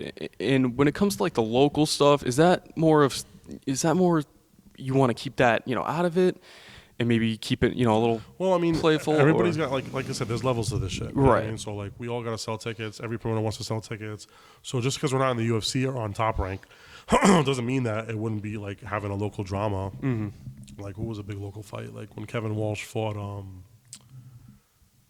the guy that he beat from Rhode Island, Ricky De Los Santos. That was a big local fight. Yeah, you know what I mean? Right. And like Ricky and him went on certain podcasts. Right. They talk shit to each other. Yep. You know, and like that made that fight bigger. That made like people around here want to go watch it. Mm-hmm. You know what I mean? So it helps, and For promoters love that. Yep. You know what I mean? So if Axel fights a kid locally, and for some reason, you know, they start kind of going at it, even if it's a 4-rounder, it's going to build up. Mm-hmm. Tony and Kyle was a 4-rounder, and that sold out the Castleton back in 2022. You know what I mean? A 4-rounder sold out the Castleton. Right. Because it was so much drama. Like, you had everybody there that supported me, that supported Tony, that supported Kyle, that supported, you know, back then we were Punishment, that supported the PAL. Like, you know what I mean? Like, so many different guys. Right, you know what I mean? So, like, so just because, like, we're not famous, oh, sorry. You're good. famous, you know, or on that level yet. Yeah, definitely. Doesn't mean that promoting yourself is bad. No. Like, no. Everybody wants that. As a promoter, I want that. Like, even for me as like an amateur boxing promoter right now, like I wanted to do some posters and stuff for the guys, but you know, there's like limits to it. You know what I mean? Like there was a few matchups like I know internally, like damn, this is a good matchup. Mm-hmm. Like damn, this is a good matchup. You know, damn, this is a fire local fight. Yeah. But like it's just harder because like this is the problem. Like these guys are not getting paid. And they're not prepped for that. You know what I mean? Like when you're a pro, you're prepped for that more. Like, hey, you have to do a media day. I need you to come in for an interview. Amateurs don't get that. So to ask an amateur, like, hey, can I get a pic? Just asking an amateur sometimes, can I get a picture for a poster? It's like pulling teeth. Just asking a amateur's coach, like, hey, can you get me some walkout songs for your fighters? It's like pulling teeth. You know what I mean? Yeah. Whereas pros, like, they're more accustomed to that. They're ready for that. Like, they know it's part of the game. You know what I mean? Like, but also, like, we're in the same thing where, like, you know, I'm a huge fan of Kevin Walsh, but like he knocks somebody out, and I'm saying this in a good way. Like he knocks somebody out, he jumps on the ropes, goes crazy, does a flip off of it, whatever. It's like the commission's like awesome, you know what I mean? Yeah. But like I had a few fighters win on Saturday night at my show, knock a kid out, and they celebrate around the ring a little bit, and I'm getting yelled at for it. You know what I mean? Right. Yeah. And I get it. Like it's within the rules. Like it's like you know it's Olympic style, so it's very uniform. Yeah. And I'm bringing a little bit more of a theatrical theme to a uniformed sport. But I'm preparing them. Because like I want these guys to like have personality. You know what I mean? So it's a tough which is why I want to get into pro promotion so bad, because I think I would just do an amazing job at it. But the market is flooded. You know what I mean? Like and I'm aware of that. And that kind of reminds me, when it comes to the promotion of boxing and seeing boxing where it is today, do you feel like it's lacking something? Do you feel like it's lacking that promotion nowadays? Well, I don't know, man. Like, I'm not trying to say, like, I'm better than anybody, but, like, I don't know. I just, like, when I hear from people that don't know what the hell they're talking about, like, they don't know boxing, and they come up to me, like, one of the moms today, she's like, hey, and she's been going to a lot of events, like, supporting my pros, supporting the amateurs, and she was like, Saturday was amazing. She's like, no, like, Saturday was amazing. She's like, it was different. And I'm like, it was a different vibe, huh? It was like, she's like, oh my God. Like, it was just like everything. Like, the music, the lights, the way you had it set up, and like, the way the grounds, she was like, it was different. Like, it was the best show I think I've ever been to. And she's been to like 10 shows over this past year, pro and amateur. And like, this isn't somebody who knows the sport, but she's seeing from an outside perspective. So that tells me even more. Because what is she being wowed by? She's not really as much caring about the fights and the she's wowed by the factor of the show, the it factor of the show, what the show's, what the event is providing her entertainment wise. That's what's giving. So that tells me even more what I'm doing is special. And if I can do that for an amateur show, imagine what I can do for a pro event. Where it's more promoted. It's more smiled upon. Like, hey, do that. Do that. Be flashy. You know what I mean? No, you did a great job. Not to they say glaze nowadays, but not to glaze. No, you did a great job. Glaze me. I deserve it. No, but I was there. I saw the hard work you were putting in, and I was motivated. I was like, this is a great event. And I feel it too, like internally. Like, so like the Battleship shows and the Gate show that I did, like those 3 shows. I do a lot of shows here. And I do them. I run them more traditionally, like traditional club events. We're gonna do our Fall River Fright Night, our Boo Bash that we do every year, which we have a fun time here. You'll come to that. We decorate all Halloween and stuff. And even that's a little bit different of a vibe. Like it's fun because everything's decorated. I have haunted houses and stuff. Mix that with boxing. It's kind of cool. But like my shows, my big summer events, I put everything into them, man. Like my expenses are huge, and that's why I sell out. And I push ticket sales and I push pre-sales. I do more than some other. I'm traveling all around New England, dropping off tickets, mailing tickets, paying for fees, and I do that because I know what I need to make. And I'm in the business of that too. Like a lot of these promoters are just, I get it. Like, and that's the difference. Like I can't find this guy a fight. He wants a real fight. And a lot of these pro promoters are just like, well, I'm losing money on shows so I can build up other guys. Like that's just a dumb thing to me. Like, I don't know. I got 4 kids, bro. Like a lot of these kids don't have. These guys don't have mortgages and children. Like, I got 4 kids, bro. I'm trying to put money on the table too. So like, I'm trying to profit from shows too. Like, I want to put on an amazing. I'm just being real. I want to put on an awesome event. I want to put on an awesome event, and I want to build up the next generation too. But that's what the amateurs is for. Like that's not what the pros should be for. The pros, you're a pro now. Fight, bro. You know what I mean? You should have learned in the amateurs. But a lot of these promoters, they'll put on these shows with these pros. Have them fight nobodies, have them sell as many tickets as they can, and they're still losing money because of the expenses. You know what I mean? So they're taking losses on shows so they can ship guys upriver and get wins on a top-ranked card. And then that guy who's a local hero here gets knocked out in 33 seconds on live TV. You know what I mean? But the promoter's just... But the promoter took $6,000 off the top and is watching it on TV. You know what I mean? So like I don't know, man. Like I have my things with it. Like you saw that night, I promoted the show, but I worked every corner. So that's what I like about the amateur promoting too, is that like I can still do both things that I love. I can dress up, be the promoter, put the show together, run everything, do the logistics, but I can also have the flexibility to work the corners, which I don't think as a pro promoter I could do that. I think I'd have to. So like say I have 7 pros, 6 pros. I'd have to put them on a card and then like have my other guys work the corners while I stay, because it's a conflict of interest. I don't think I could do that. I don't think the mass commission allows you to do that. Just because I've seen the Nolan brothers, like Matt Nolan's an unbelievable coach, and like his brother works all the corners for his pro shows, and he kind of stays promoter realm. So that would be tough for me. That would be tough for me. You guys, you're big on community. You know, and you know, like you said, you did more than just promote. You promoted. You cornered and you ran the show. You helped set up. You also brought the community together. Is that something you like? Do you like giving back to your community? Do you like being outside of the ring? Do you like giving back? Helping people out? And is that something you want to like? Is that part of the brand you want to build? Like you want to be the guy who helps his community? He dominates in the ring, but he's outside the ring. He helps people. He helps the youth. And do you like ever want to own your own gym one day?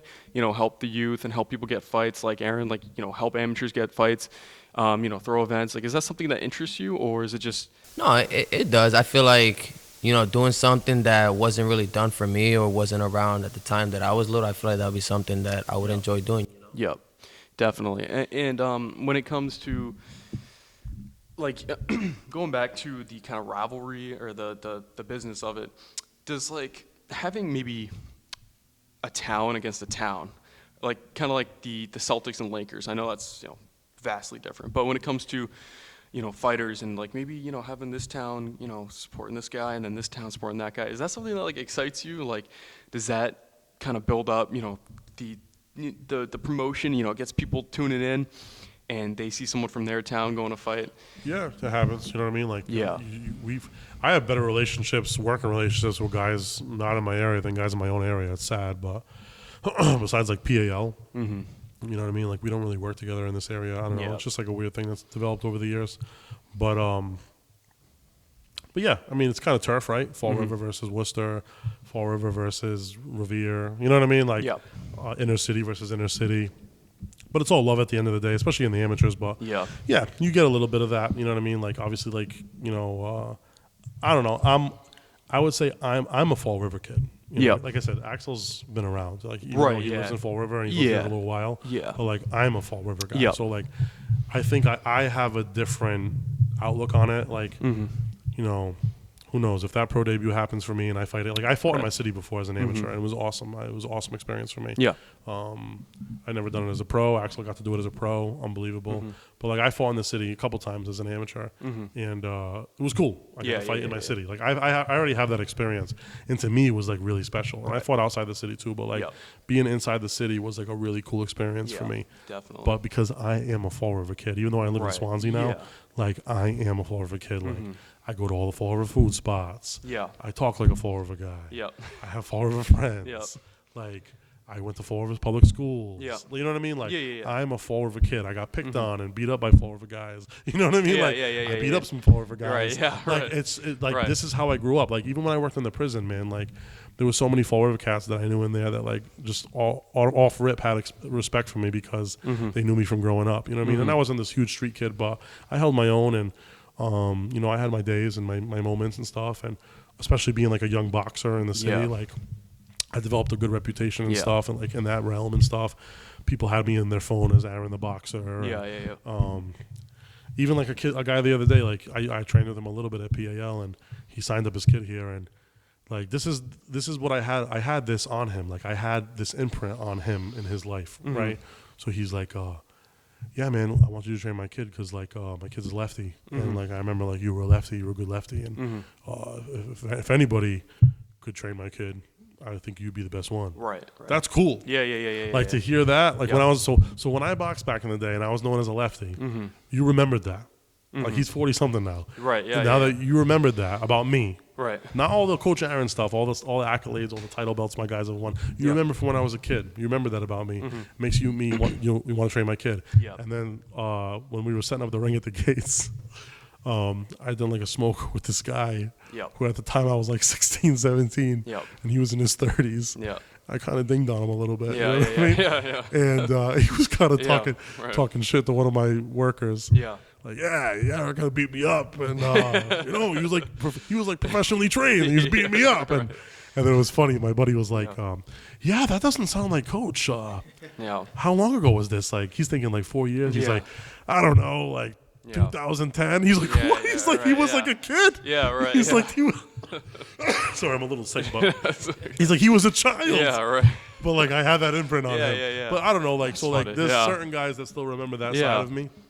And I think that's cool. Yeah. Cause like that's I think that's but also that guy came to my show. Yeah, right. Yeah, that's And he funny. bought a yeah, ticket. That's funny. So yeah. he bought a ticket Yep.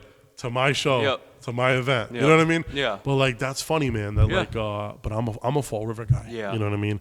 So like I really do love the city. Yeah. Like I'm not lying when I say that. Like even though there's a lot of things that the city needs to do better, I really do love being Yeah. here, and I don't know if I'll ever leave. Mm-hmm. And like some people say, like, oh, they like, always want to get out of here. And did I? Yeah, I did. Like I moved to Swansea. I live in a little cul-de-sac. Mm-hmm. My kid's school looks like something ripped out of a storybook. But like, dude, like when I come here and I cross that Braga, something switches in me, man. Yeah, yeah, yeah. There's like it's like an aura, you know what I mean? Yeah. It's an aura. Like when I go from Swansea and I drive over the Braga, bro, and I start to see all the high-rise buildings and like the tenement houses, and I see the battleship, I see the gates, and then when you drive on the highway, next time you come here, you'll see it. Yep. If you look up right before you take exit 11, no, right before you take exit 12, if you look up to the right, Yeah, yeah, yeah. you see the CYO. Okay. You see my building. Okay. You see yeah, this yeah, yeah. building. Okay. And Yeah, you yeah. see it, and you see the sign, and Yeah, you see yeah, the yeah, building yeah, yeah. sticking out. Yeah. And like,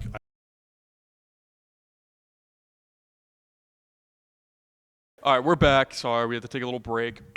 Camera was failing on us, but we're back. and I have a burning question. Do you know Thrive Boxing up in New Hampshire? Yeah. Yeah. Okay. Do you know the coach I know of him. Yeah. of him? Yeah. I used to train there. Not like this is when I wanted to be a boxer. I trained there for a little bit, and then I got knee surgery, which put me out of commission. But he talked a lot about, we were just talking about Tommy Morrison, but he talked a lot about him.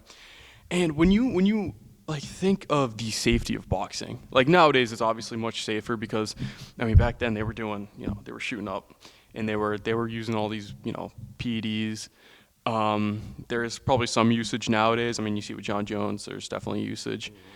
But when it comes to the safety of like mixed martial arts compared to boxing, I actually have a unique perspective on this because people say, like, there's an argument that MMA is safer. What's like your take on like the safety mixed martial arts compared to boxing? Well, on the regional levels and stuff. Just talk close. Yeah, no, you're good. On the regional levels and stuff like that, I don't think that PED testing is enough, like performance enhancing drug testing.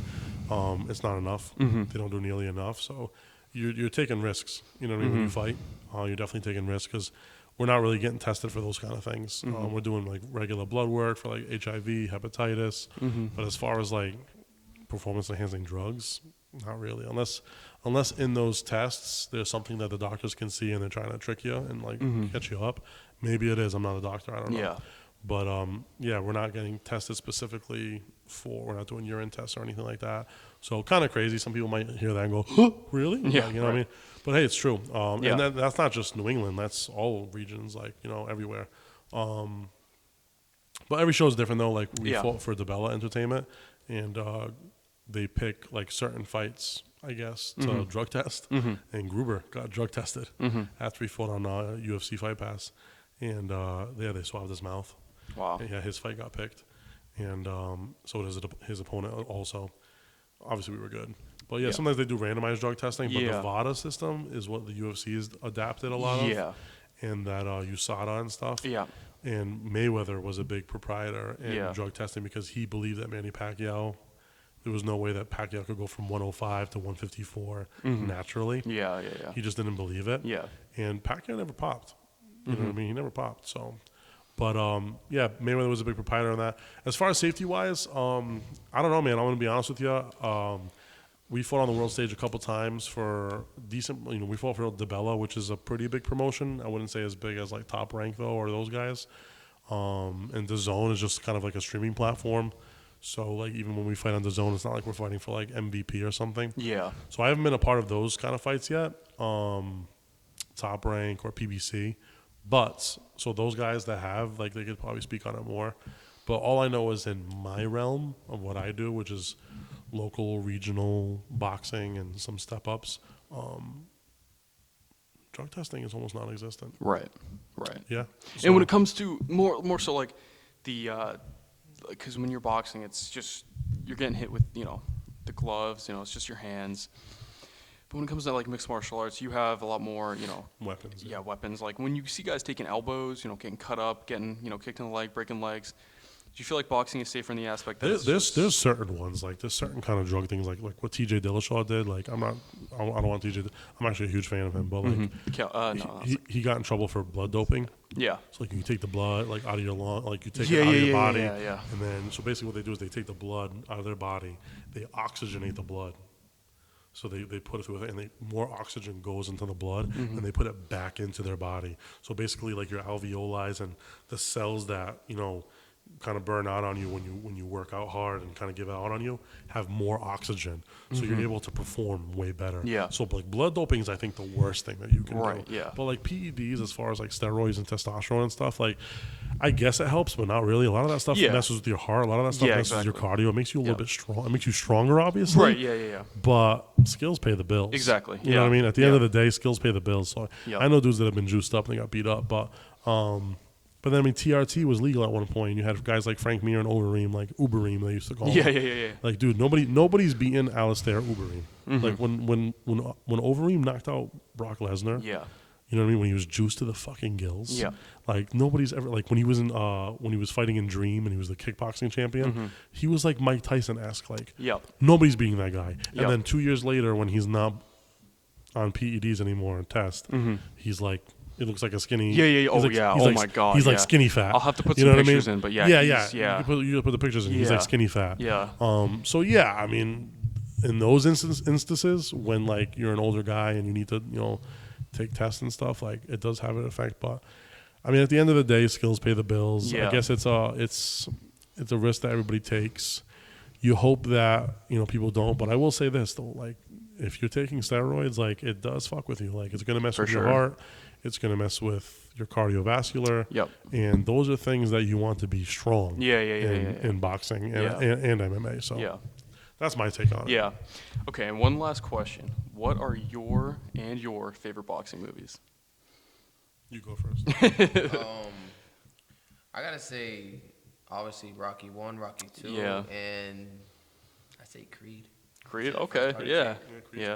Do you like what's it called? Bleed for This? Bleed for This was great. Yeah, I thought that's my favorite boxing movie. I thought that was Bleed a for This was boxing great, movie. and that's a cool movie because like I've met Vinny Paz before, and like those kind of guys, like I don't want to say those kind of guys, but like those guys from that realm and the Providence area and stuff. So it's cool. Like I've been like at fights and shows with those guys, and it's cool. It's cool to see. So like to have a movie on like the silver screen, you know, from my Providence. I can get to Providence from my house in 20 minutes. Yeah, right. So like that's awesome. So Bleed for This is up there. Yeah. Me, I'll just go classical. I'll go Rocky 1. I think it's the boxing movie of all boxing movies. Like there would never be another great boxing movie without Rocky 1. Right. I think Cinderella Man with Russell Crowe, the story of James J. Braddock was unbelievable. I think that the way they filmed those boxing scenes were unbelievable. And then I'm gonna go just because I think it's one of the best movies ever made, Raging Bull. Oh with yeah, Robert De Niro. Yeah. Scorsese film. I think that's an unbelievable movie. So those are my 3 favorite movies. Have you ever seen Southpaw? Southpaw's fun. Southpaw's good. Yeah. Southpaw's really good. Yeah. Too. Southpaw's really good. This one, Coleman. His whole life story. I forgot the name of it. Is it The Hammer? No. I think I know which one you're talking about too. It's a boxing movie. Yeah. Coleman. I forgot his name. Not Gary Coleman, but he ended up. They say he ended up becoming fat. He ended up making his own grills. Big George Foreman. George. Oh yeah. George Foreman. What was the name of that movie? Was it Big or? I think it was Foreman? Big George Foreman. Yeah, and Foreman, was it on? It was. That's a good movie too. Yeah, that's a good movie too. Yeah, it was on Netflix. That got released on in theaters too, and then it went to Netflix. Yeah. No, that's a good movie too. There's a lot of good boxing movies. Yeah. Boxing movies made a little comeback. Yeah. You can have fun with it and say Grudge Match is a funny movie. That's like a more of a comedy boxing movie, but that's a funny movie. Play It to the Bone with Antonio Banderas and Woody Harrelson. It's a great boxing movie. So there's a lot of good boxing movies. Yeah. Southpaw's up there. Yeah. It's like almost too sad for me though. Yeah. Damn. Right.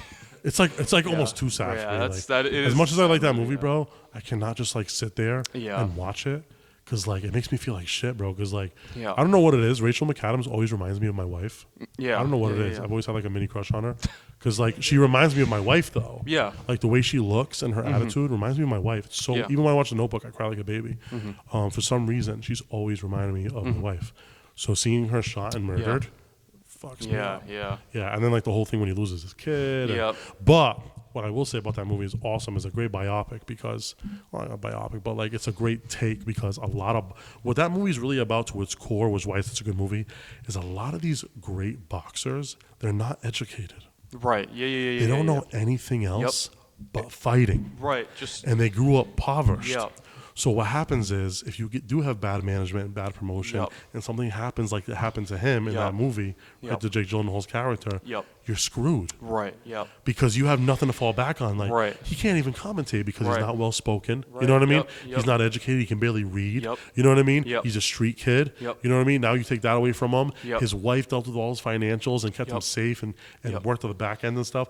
So like that movie's so amazing because it shows you that aspect of it. Right. And then and then how does he go back? He goes back to his roots. Yep. He goes back to his roots, and then he learns how to become a little bit better of a boxer. You know what I mean? To save his brain a little bit too, like, Yep. you know, because he was taking so many beats. She's like, even the fights you win, Yeah. you're getting hurt, baby. Yep. Like, come on, you know what I mean? Yep. So then he learns, like, he goes to that, you know, I forget the trainer's name, teaches him how to shoulder roll. Like, it's a cool movie. Yeah. So like that is a really cool movie. Yeah. Well, my only reason that movie goes down in my rank a little bit is because it's so fucking sad.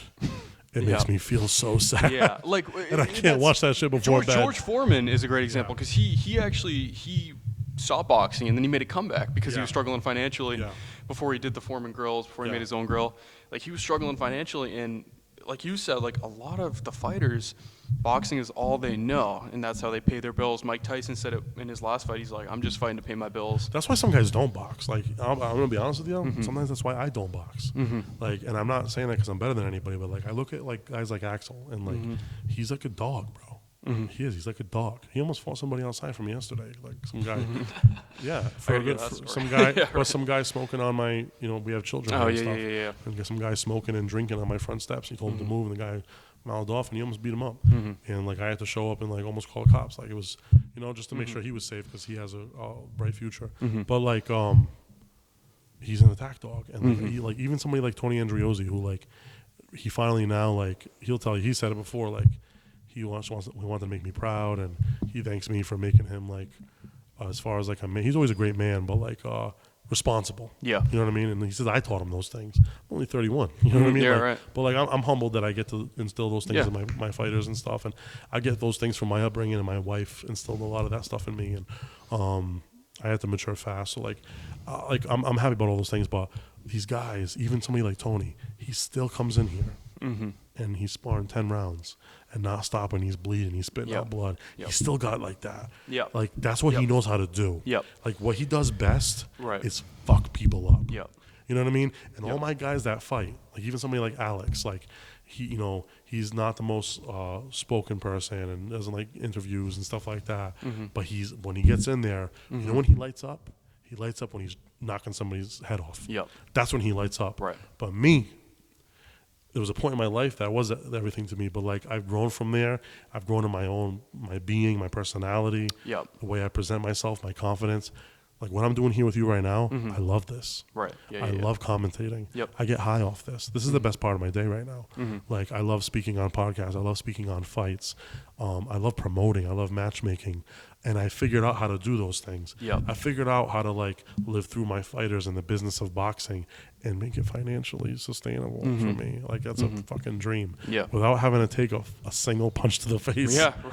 Right. No, and like and at the same time, I've also earned the respect of my peers. A lot of these guys fight to prove something. Like people coming to me, coaches. Some of my coaches might not like me. They're just haters. I don't care. But like all the people that matter in my life that I wanted respect from, they all respect me. And I don't have to get punched in the face ever again. So if you do see me fight again, it's purely because I just want to. And I want to prove it to myself. And I just want to do it because I love it. I want to perform again. That's the only reason you see. But sometimes I'm at these shows, man, and I feel like, I'm not saying I'm better than anybody. But I feel like, you ever watch the Gladiator? The guys on the top watching the things. With the fucking flower things on their heads, and they're watching the guys fight, and they're like, "Now send him in." I feel like that guy. Like I'm like co-promoting, I'm managing guys. Like, you know, I'm like whatever. I'm doing my thing. Like, and I'm like, I made it, man. I got people coming up to me like, I made it, man. Like I made it. Like on Saturday, like I fucking made it. And then I see these fighters like warming up, mom. You know what I mean? Sweating, coming back all fucked up. Like, you know what I mean? Going on stretches. And I look around and I'm like, I'm around a bunch of killers. Like, I look at them, I'm like, I'm around a bunch of dogs. Like, I look at them like warriors. Like, and I'm like, I don't know if I'm that right now, dude. Like, I'm honest with myself. And I'm like, damn, like, almost sometimes I feel like if I do that again, like, I'm almost like stepping down. Like, I know that's going to get taken out of context.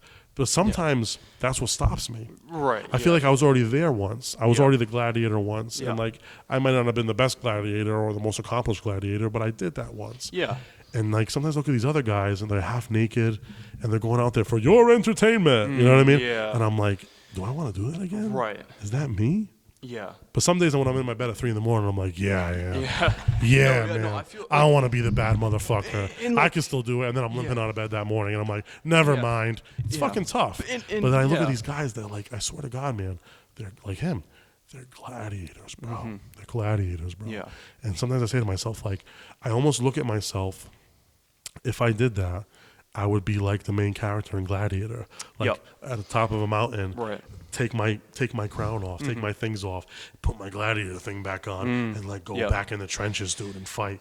Like almost feel like I'm a little bit more below myself again. I swear to God, Yeah, that's no, what I feel like. right. And I know that's gonna get taken out No, of no, context. yeah. But like I don't mean it in a bad No, way. I just mean it yeah. like I feel like Yeah. I've gotten to a certain. It's like Donald Trump, like being the president or whoever's the fucking president, and then they become part of their Secret Service staff. Yeah. Yeah. Like you right. did it. Yeah. Like you're there now. Yep. Why do you want to go be part of private security? Right, You know what I yeah, mean? right, right. Like you know what I'm trying to say? Yeah. No. Like it's just how it feels to me kinda, sometimes. Yeah, and does it kind of?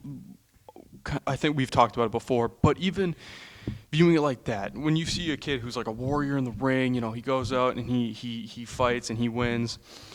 Do you feel like boxing for a lot of people who come from bad areas, they're struggling in their personal life, they're maybe not doing the best in school, maybe they're not even in school, they're not really getting a good education. I see them all the time in my team's Yeah, program. like, do you feel like boxing and combat sports in general can bridge that gap and help them, Helped 'cause- him? Right, yeah, like, when Yeah, he was like in trap houses and shit, like Yeah, doing crazy right. shit, Like, when it comes running, to- like having yeah, cops like- called on him all the time. Like right. now he's like Right. he's got unbelievable. Right. He's barbers. He works overnight, taking care of youth.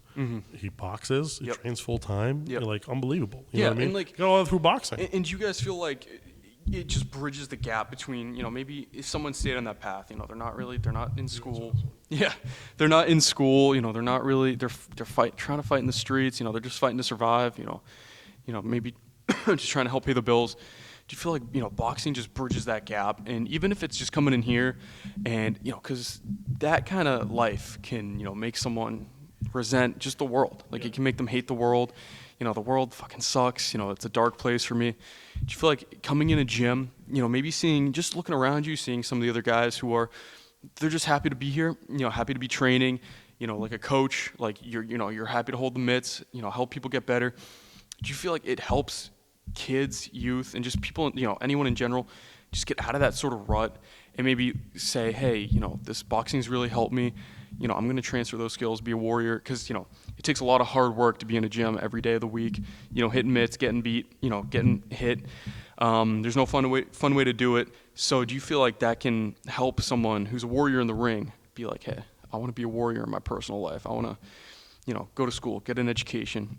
I want to help people. I want to, provide for my family. I want to, have a solid roof over my head, car to drive. Do you feel like it boxing and, again, combat sports in general just helps bridge that gap to a better life? It does. I think it gives you a purpose. No, like I Yep. said, not only in the ring, but outside in the ring. Like it gives you more of a purpose on like, okay, like if I'm gonna be boxing, then who I surround myself with is who I'm, not gonna become, but it's it's what I'm gonna adapt to. Right. And it definitely helps you kind of see both worlds. Like it helps you, because if you are from that kind of lifestyle, that life, and you've seen the harsh, the reality and like how cruel the world can really be, but you also see like the light at the end of the tunnel. Like there's better out there. There's a better life on the other side of this. So it definitely, I feel like it helps a lot of people, overcome. Again, like it breeds a lot of anger and it breeds a lot of doubt, breeds a lot of insecurity when you're living that kind of life, because a lot of people, they feel like they're not worth much. They're just another name that's gonna be forgotten. Once they go on, wherever they go, they're forgotten. No one really remembers what they did, who they were, but they see they can go into boxing or maybe any sport in general, and they're like, they see the hard work they put into. Because I'm not gonna try to use myself as an example, but before I was doing this, I was I was unsure of what I wanted to do, and I was like, well, what's my purpose? Where's my place in all this? And I saw, I love talking to people. I love combat sports. I'm a big fan, and it's bridged this whole it's almost like I'm building a bridge to another like life. It's like a whole nother chapter. So I feel like combat sports is a lot like that. It's someone who's from that sort of life. They're struggling. They're fighting on the street. They don't really, they're not maybe not in school, or they're struggling in school because they can't be there. Whether they're helping their parents, siblings, but I think it can definitely bridge that gap to, just a better life. And you can probably speak from a lot of like experience with that because you see guys in here all the time who probably come from that sort of that lifestyle, that just being in that sort of rut, like where's my place, and they see boxing as a good. Yeah, I think everybody struggles with that. Yeah. You know what I mean, what your purpose is, what you're gonna do in life. Yep. What's the next chapter? Mm-hmm. What am I really here for? Yep. I've struggled with that, and I think I found my purpose. You Yep. know what I mean? Like, and just having children alone is my purpose. You know what I mean? Like, I saw an interview the other day with an actor, and they were like, what do you wish you had, or what do you think about? He was like, what are you jealous of? He's like, anybody that still has little kids at home, because he goes, I know every day, my job was to make sure they're fed, dressed, out that door for school, come back home, and have a safe place to live. Like, that's your purpose. Right. So your kids are at least 18. Yep. Like, you have that purpose. So I have 4 children myself. I have a wife. So like, I have purpose just with them. Like I struggle with mental health all the time for no reason sometimes. Like, sometimes I just wake up and I'm like, wow, I'm having a terrible day, or Yeah. wow, I'm really upset today. Like, so, I have these things. And the equalizer of everything is I can just look at my children and say, he needs me, she needs me, she needs me. You know what I mean? No matter what, at the end of the day, they love me unconditionally and they need me. And I need to be here for them, and I need them. Yep. So that's like that right there. But yeah, I think I found my purpose in life. Yeah. I think I've touched so many souls and so many different hearts and different athletes and clients, and I hear so many amazing things. And through even the people that aren't with me anymore, like I had at one point in their life, I had an impact on them. You know what I mean? Yep. And I keep all those stories. I keep all those memories. You Yep. know what I mean? Even if they forget, I keep them all. So I love what I do. I love the community. I love the community I have here. I love the people I have here. I love this building. I love what I'll be able to create in this building. I just love the sport in general. I've never loved anything more in my life. My nucleus is my wife and kids and boxing, maybe a little bit of food. But like, if you rip my nucleus apart, that's what you see. Like, when I die one day, they say like 7 minutes of your best memories play, and it'll be my wife and kids and my family, and it'll be some boxing stuff too. Because I mean, Saturday was one of the best days, one of the best days I've ever had. Like, it's just an awesome day. Like, it was so good that like, because I struggle with mental health, a few days afterwards, I had such a high from it. Yeah. And then like, just kind of being back in the routine, even though this is a great routine to have, I was sad. Right. Yeah. I had some sadness. Right. And like, I was giving like attitude to my fighters and shit, and like, I don't want to fucking be here. Like, and I was like, why am I like, I'm a little sick, I'm a little under the weather too, but I went home and I was like, you know what it is? It's because like, I'm seeing all these pictures and videos, and like, I'm remembering that moment, and like, that, even though I wasn't fighting, like, that's a high to me. Like, I'm in the fight. I cornered every fighter. Like, I deal with I dealt with the losses. I dealt with the warm ups. I dealt with the mental before and after. I dealt with the wins. I dealt with the highs, the lows. I saw the event. Like, I looked around.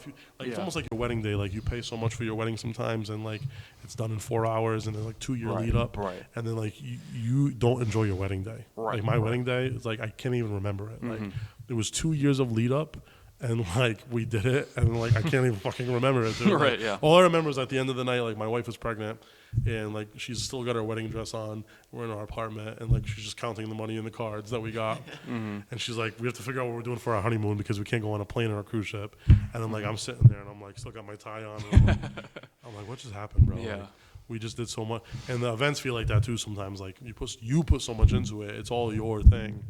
And then, like, it's so go that day. Yep. You almost don't get a chance to. But then, like, when you look back on it, like when Mason won in the main event, like, it was like one of my favorite wins I've ever had. Like, I picked him up, and like, it was like I needed the win so bad. His dad hit me up, and his dad's like, I think you wanted that win just as much as him. I'm like, he's like, you showed your true colors. I'm like, yeah, I fucking did. Yeah. Like, I even had officials laughing at me. Like, the way I ran up when he won. Like, they're laughing at me. Like, they were happy to see me happy. Yeah. Because like, I wanted that so bad. Yeah. And it was like a perfect end cap to the night. I don't know. It's just like, bro, like, that high it's so high. Yeah. It's yeah. so high. Like Yeah. there's a video of me. Shout out to Joe Brooks. Like I go like this, like Yeah, I yeah. go like this, Yeah. and like I like dude, like that is like bliss. Like, Yeah. you know what I mean? Yeah, yeah, yeah, definitely. Like so like and then like 5 days later, like 3 days later, like you're just like in your gym or like you're in your bed and like your underwears and you're like, damn. Yeah, right, yeah. Like my kid shit her pants and I gotta change her diaper. And you're like, fuck. You know what I mean? Yeah, no, I like, yeah, exactly. Yeah, like those are those Yeah. days to give to me, but like, Yeah. I'm grateful though. Like, Yeah. yeah, I'm rich, man. Like, I'm not saying money wise. Like, I'm rich. Like, I Yep. have a healthy family, and I live my dream every day. Like, I've said that on so many podcasts. People probably hate me for. I want to punch me in the face right now.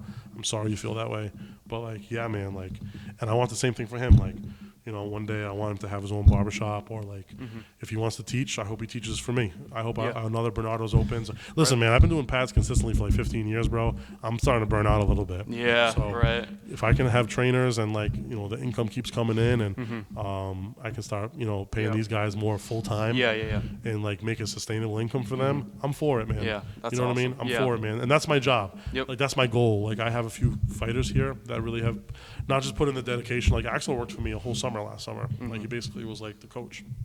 Because for the youth program, like I always work with the fight team guys, but like he basically took over my youth program for me, and he did a phenomenal job.